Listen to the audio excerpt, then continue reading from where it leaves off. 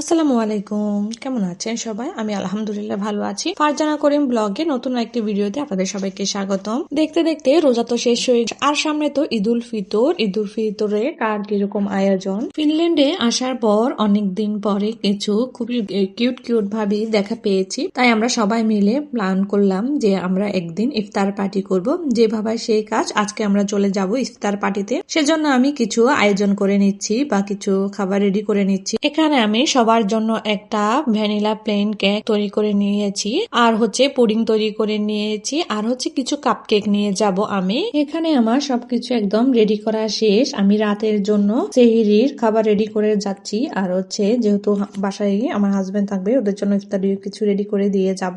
এখানে রুই মাছ, তেলাপিয়া মাছ আর salmon fish, আমি এই দুইটা মাছই এখানে বেশি দেখতে পেলাম অ্যাভেলেবেল। অন্যান্য মাছ এখানে অ্যাভেলেবেল না। আসলে দেশে আমরা যেরকম ভ্যারাইটি পাই, আসলে এখানে তো তেমন কিছু পাওয়াও যায় না। এই যে দেখতে পাচ্ছেন আমার রান্না বান্না শেষ, আর এখানে ছোলা বোনাও শেষ, পেঁয়াজও আমি রেডি করে দিয়ে যাব, চিরাও রেডি করা হয়ে গিয়েছে, আর আর একটা তরকারি রান্না করব। এসে আমি এই কেকটা একদম সিম্পল ভাবে তৈরি করেছি। আপনারা আমাকে কমেন্ট করে জানাবেন যে আমার কেকটা কেমন হয়েছে। খুব শখ করে বানিয়েছি। এখানে যেহেতু ইফতার পার্টি ফিনল্যান্ডে প্রথমবার, তো ভাবলাম যে এরকম একটা কেক হলে সবাই হয়তো খুশি হয়ে যাবে। আসলে এরকম ভিন দেশে দেশি মানুষের সাথে দেখা হলে খুবই ভালো লাগে।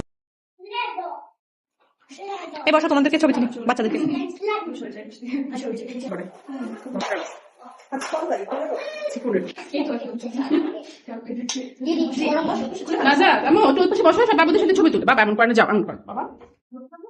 আমি প্রথমে এগুলোকে খুব সুন্দর করে টেবিলে রেখে একটু ফটো সেশন করে নিলাম। সবাই আমরা ছবি তুলে নিলাম। এরপর প্লেটে করে সাজিয়ে দিচ্ছে কিছু আপু।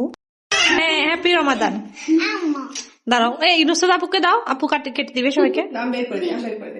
এরপর ইফতার শেষ করে কিছুক্ষণ গল্প করে আমরা সোজা চলে গেলাম তারাবি পড়তে মসজিদে। আর এগুলো ফিনিশ মসজিদে খাবার। তারাবির নামাজ 4 রাকাত পরে ওরা হালকা কিছু খাবার খায়। ওরা সব খাবার একসাথে খায় না, অল্প অল্প খায়। আর ফিনিশরা দেখেন মসজিদে তারাবি পড়তে আসার সময় এক একজনে এক এক রকম করে নাস্তা তৈরি করে নিয়ে আসে।